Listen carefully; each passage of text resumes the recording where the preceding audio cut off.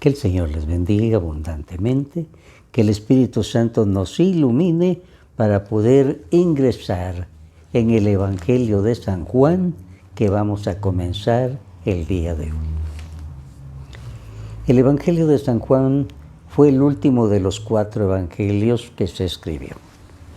Más o menos entre los años 90 y 100, o sea, lo último. Cuando San Juan muere, ya habían sido escritos los evangelios de Marcos, Mateo y Lucas. Si hubiera habido algo incorrecto, Juan hubiera tenido tiempo de decir, mire, esto no es correcto. No fue así, no dijo. Más bien, no repitió lo que los demás habían hecho, sino que Juan buscó otro camino. Juan tiene este propósito al escribir su evangelio. Dice, que crean que Jesús es el Mesías, el Hijo de Dios, y que creyendo tengan vida en su nombre. Para eso escribió. Entonces, desde un principio, su evangelio es distinto de todos los demás. Él no va a comenzar con el nacimiento de Jesús y los pastores y Belén, no.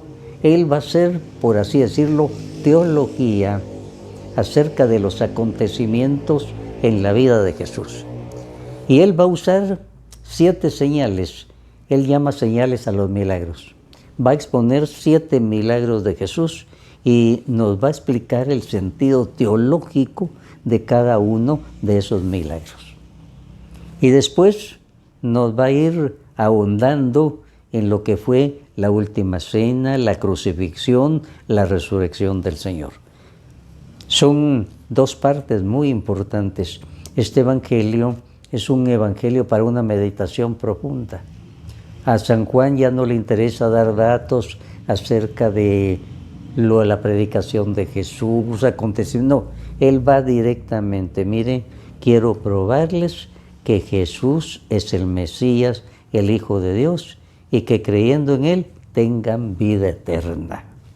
Y eso es lo bello que nosotros vamos a tener el día de hoy. Comienzo entonces como no comienza ningún otro evangelio. Aquí San Juan de una vez se pone a hacer teología de quién era Jesús. Y entonces el evangelio de San Juan comienza así en su primer capítulo. En el principio ya existía la palabra con mayúscula. Va a llamar San Juan palabra a Jesús que se hace carne y viene a hablarnos de Dios. Jesús es la palabra de Dios que viene a hacerse hombre y viene a hablarnos como Dios. Entonces lo llama la palabra. Y aquí dice, en el principio ya existía la palabra, en el principio, es decir, en la eternidad.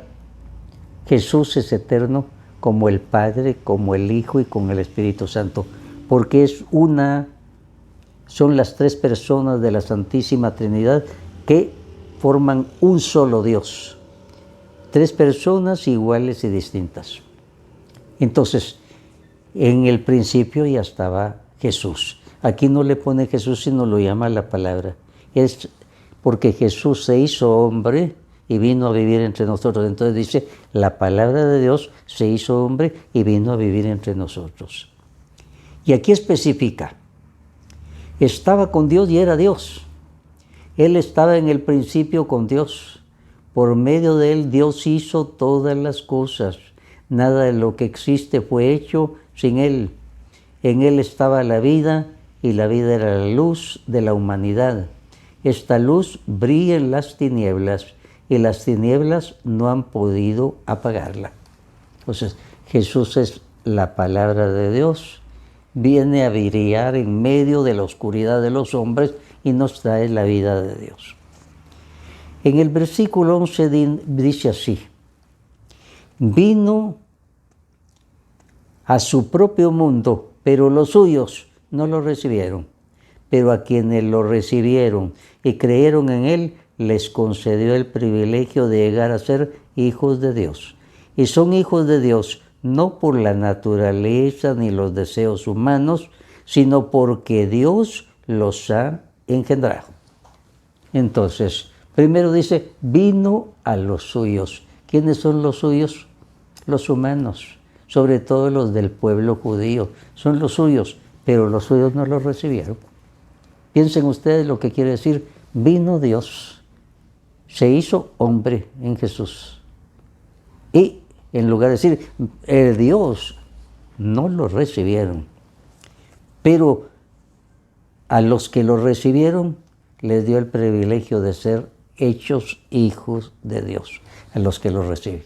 Entonces, Jesús, la palabra de Dios, se hace carne.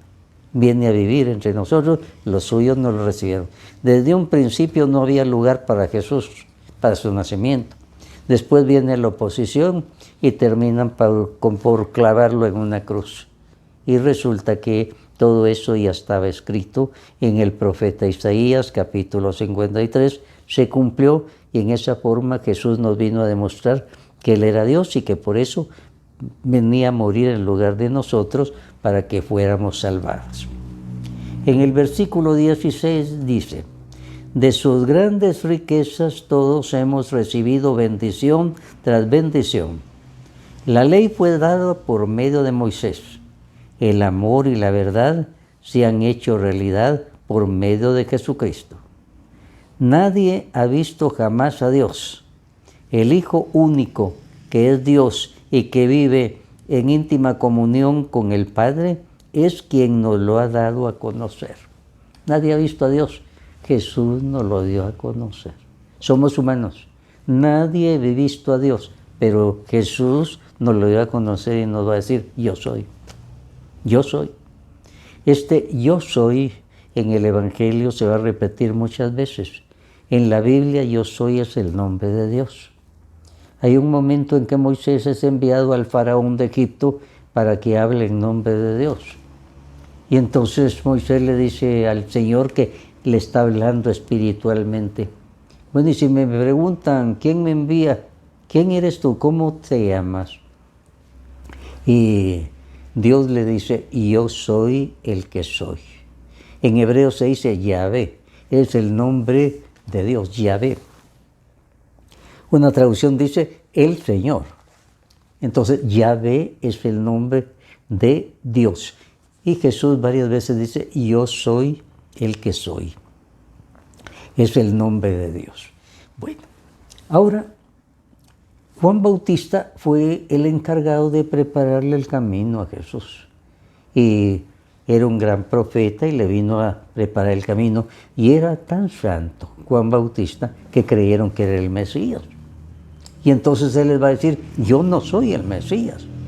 Les recuerdo que Mesías es una palabra hebrea que significa el enviado de Dios.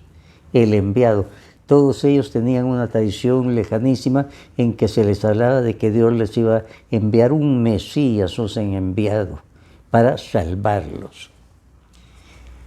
Juan Bautista, cuando ellos le dicen que tú eres el Mesías, yo no soy. Y entonces, ¿quién eres tú? Y Juan Bautista contestó, yo soy una voz que grita en el desierto, abran un camino derecho para el Señor, tal como dijo el profeta Isaías. Entonces Juan Bautista me dice, no me confundan con el Mesías. Y con humildad dijo, yo no soy digno de desatar ni siquiera la correa de sus sandalias.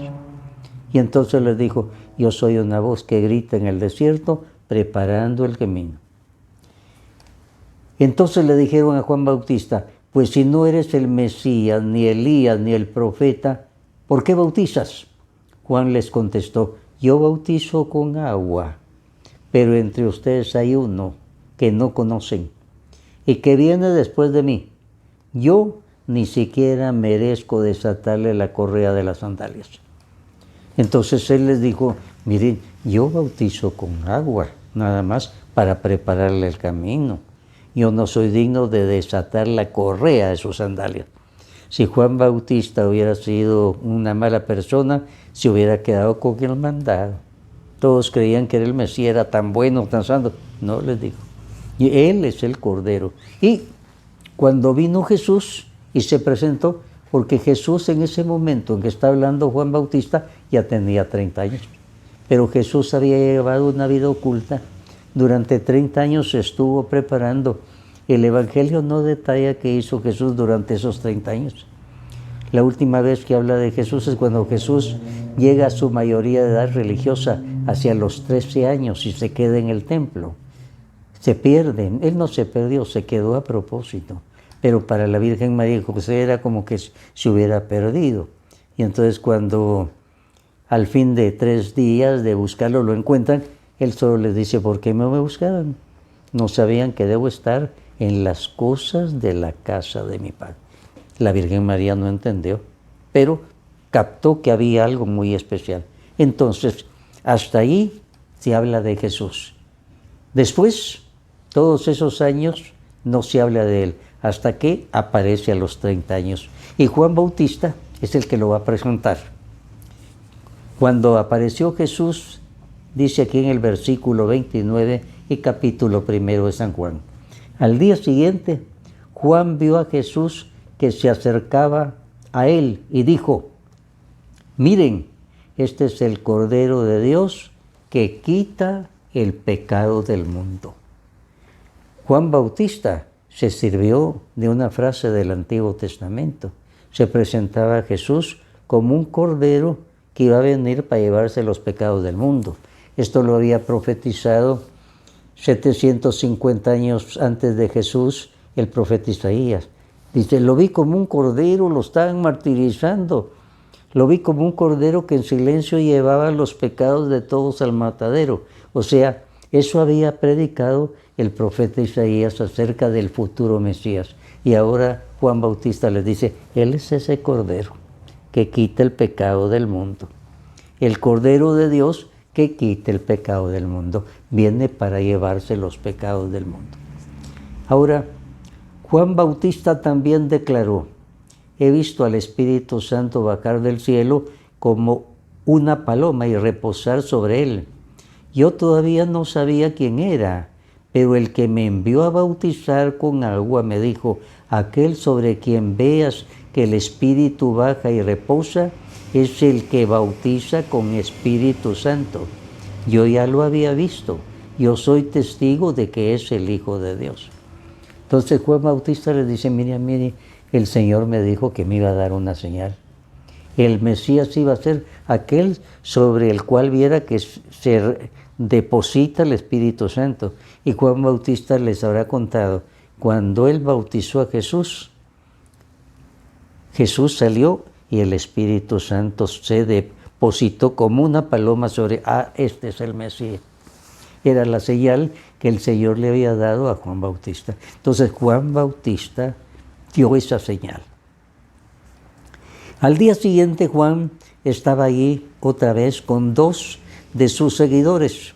Cuando vio pasar a Jesús, Juan dijo: miren, ese es el Cordero de Dios. Los 2 seguidores de Juan le oyeron decir esto y siguieron a Jesús. Jesús se volvió y al ver que los seguían les preguntó: ¿qué están buscando? Ellos dijeron: maestro, ¿dónde vives? Jesús les contestó: vengan a verlo. Fueron pues y vieron dónde vivía y pasaron con él el resto del día, porque ya era como las 4 de la tarde. Bueno, entonces 2 discípulos de Juan Bautista los estuvo preparando. Fueron Juan y Andrés. Y un día estaba platicando con él y de pronto ve a Jesús y le dice: él es el Cordero de Dios que viene para quitar los pecados del mundo. No soy yo. Y entonces ellos habían sido discípulos de Juan Bautista. Ahora abandonan a Juan Bautista. Ya los preparó y van. Pero van con miedo detrás de Jesús porque no lo conocen ni han hablado. Entonces Jesús se voltea hacia ellos y les pregunta: ¿qué buscan ustedes? Fíjense qué bonitas palabras. Las primeras palabras que pronuncia Jesús en el Evangelio de San Juan. ¿Qué buscan ustedes? Y eso nos lo dice a nosotros. Todos somos como Juan y Andrés que estamos buscando algo. Y él nos dice: ¿qué buscan? Y ellos le dicen: Rabí, o sea, maestro, ¿dónde vives? Vénganse conmigo. O sea, no les voy a contar un cuento, vengan a conocerme personalmente. Andrés, antes que nada, fue a buscar a su hermano Simón y le dijo: hemos encontrado al Mesías, que significa Cristo. Luego Andrés llevó a Simón a donde estaba Jesús. Cuando Jesús lo vio, le dijo: tú eres Simón, hijo de Juan, pero serás llamado Cefas, que significa piedra. Al día siguiente, Jesús decidió ir a la región de Galilea, encontró a Felipe y le dijo: sígueme. Este Felipe era del pueblo de Betsaida, de donde eran también Andrés, Pedro.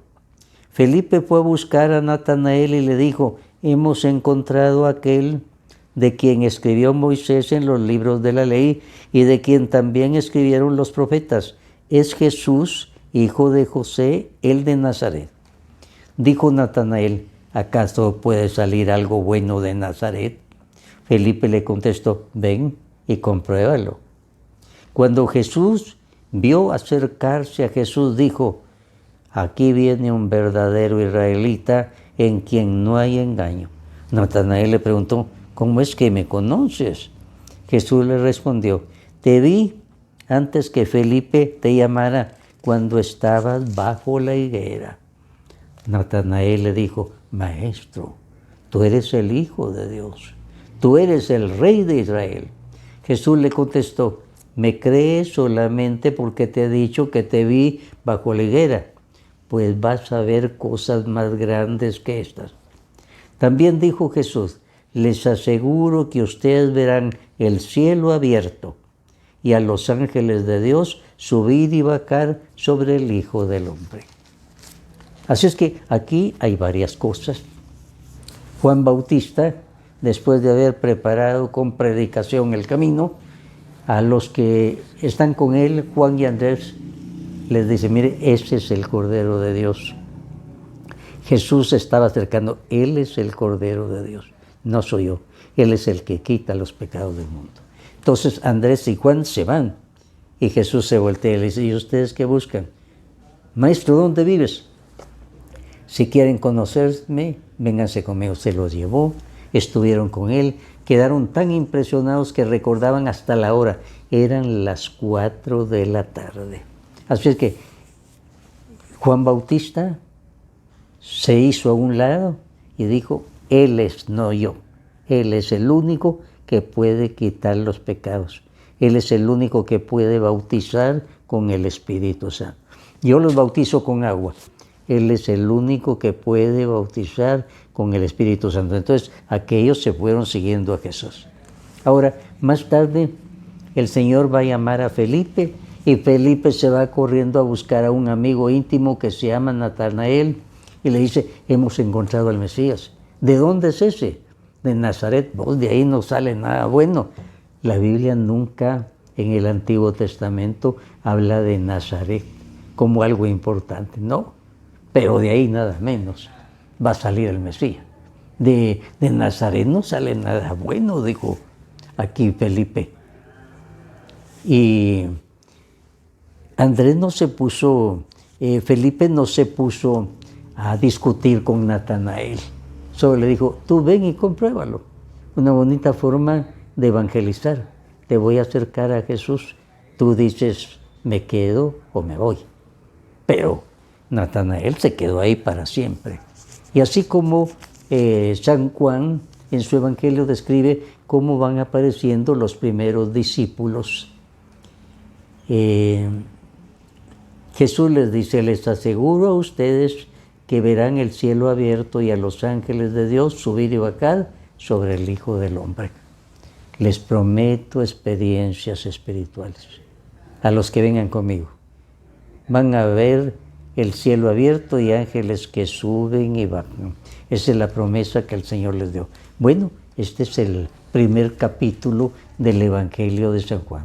¿Se da cuenta usted que no es como los otros evangelistas que van detallando San José, la Virgen María, Belén, el Pedro? Este de una vez, este es Jesús el Mesías, la palabra de Dios que viene a hacerse carne, a hacerse hombre, a vivir entre nosotros. Los suyos no lo van a recibir, pero él era el enviado de Dios. Y entonces Juan comienza a dar. Y dice Juan: a mí Dios me dio una señal. Aquel sobre el que veas que se deposita el Espíritu Santo es ese. Y cuando Jesús va a bautizarse, una paloma se deposita sobre la cabeza de Jesús, símbolo del Espíritu Santo. Juan Bautista dijo, este es. Y así lo señaló a los demás. Y les dice, miren, yo bautizo con agua nada más. Él es el único que puede bautizar con agua. Él es el Cordero que puede llevar los pecados del mundo. Así presentó a Jesús Juan Bautista. Ahora vamos a pasar al capítulo 2 del Evangelio de San Juan. Les digo que Juan emplea 7 señales. San Juan llama señales a los milagros de Jesús. Un milagro es señal de que de veras es el Hijo de Dios, que hace lo que los demás no pueden hacer. Extraordinario. Entonces, aquí se trata de que hay una fiesta de casamiento en el pueblo llamado Caná de Galilea. Fueron invitados Jesús y también la mamá de Jesús están ahí. Y de pronto se les termina el vino. Es que las fiestas de casamiento de aquel tiempo no eran como las nuestras que duran unas cuantas horas. Duraban varios días, 5 días. Y entonces se les termina el vino. Y el vino era lo principal en la fiesta. Y la gente, la familia está asustada, van a tener un fracaso delante de todos, pero habían invitado a la Virgen María. Y ella, cuando vio eso, acudió a su hijo. Ella nunca lo había visto hacer ningún milagro, nunca. Jesús había llegado a los 30 años y no había hecho ningún milagro. Y la Virgen María no sabía qué hacer también, pero dijo, aquí está Jesús, lo voy a dejar en las manos de él. Y entonces llegó donde Jesús, pero a los sirvientes primero les dice, hagan todo lo que les diga. Entonces la Virgen María se acerca a Jesús y le dice, hijo, no tienen vino. Se lo dijo con una cara de susto, de aflicción, porque era como decir, pobre familia, qué chasco. Y Jesús le dice, ¿por qué me dices eso, madre?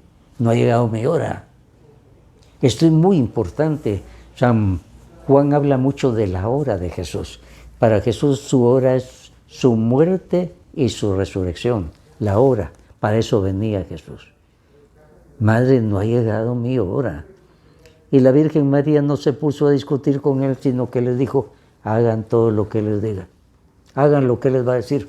Aquí la Virgen María no les dijo, yo les voy a hacer el milagro. La Virgen María es la que intercede ante Jesús para que se haga el milagro. Esa es la acción de la Virgen María. Popularmente nosotros decimos, la Virgen María me hizo un milagro, que significa, se repitió lo de Caná de Galilea. Acudí a la Virgen María y ella intercedió por mí ante Jesús, el único mediador entre Dios y los hombres. Así es que la Virgen María está para unirse a nuestra oración. Jesús dijo, donde 2 o 3 se pongan de acuerdo en mi nombre, ahí estoy yo. La oración en comunidad vale mucho, pero si en esa comunidad está la Virgen María, qué poder grande de oración, como se ve aquí en Caná de Galilea. Ella va donde Jesús dijo, no tienen vino. Y entonces Jesús llama a los sirvientes, o mejor dicho, ya la Virgen María los había llamado, y ellos estaban ahí, asustados. Y Jesús les dice, llenen las tinajas de agua. O sea, eran unas tinajas grandes que cada una contenía 100 litros de vino. Es que la fiesta, les digo, duraba 5 o 6 días. Entonces, ahora no había. Llenen las tinajas de agua. Y los sirvientes habían dicho, y de agua tenemos a montón. Vino lo que queremos, pero obedecieron. La Virgen María les había dicho, hagan todo lo que les diga. Llenaron de agua y de pronto Jesús dice, llévenla ya al que dirige la fiesta. Y cuando la llevan ya era vino, el primer milagro de Jesús. Qué interesante esto.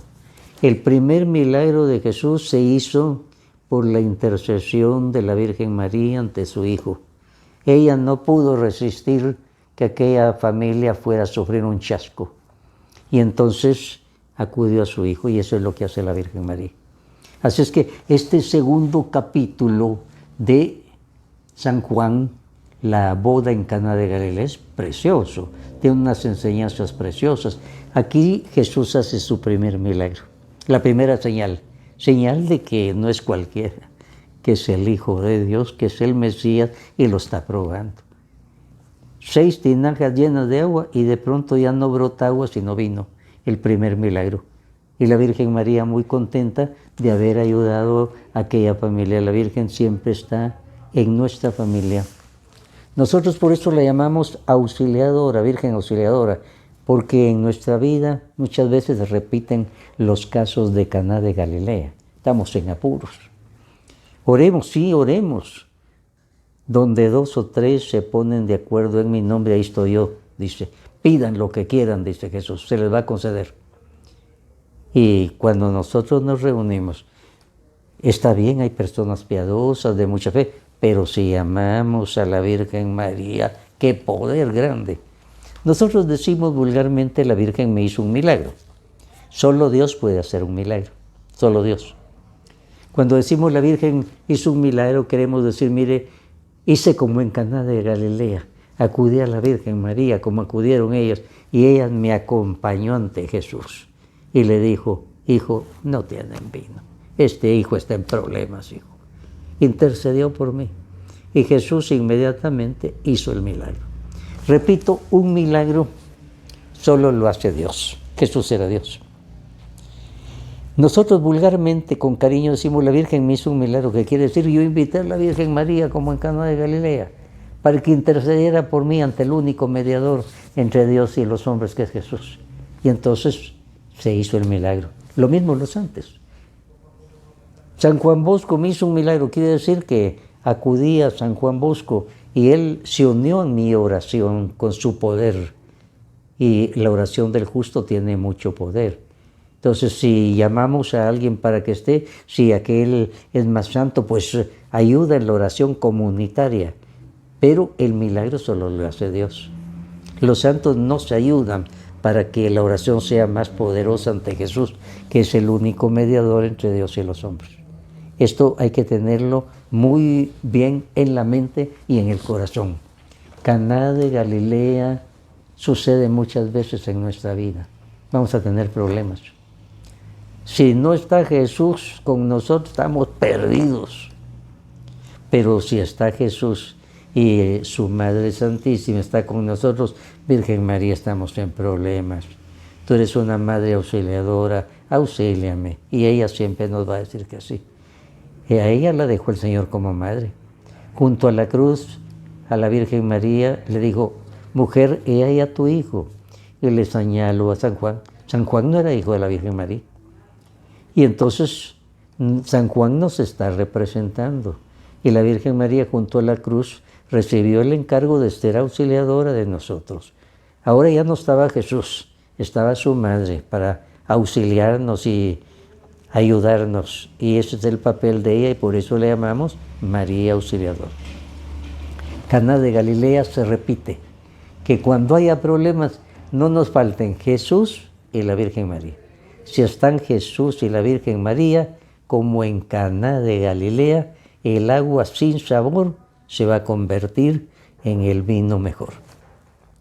Que así sea para todos nosotros. Amén. Aleluya.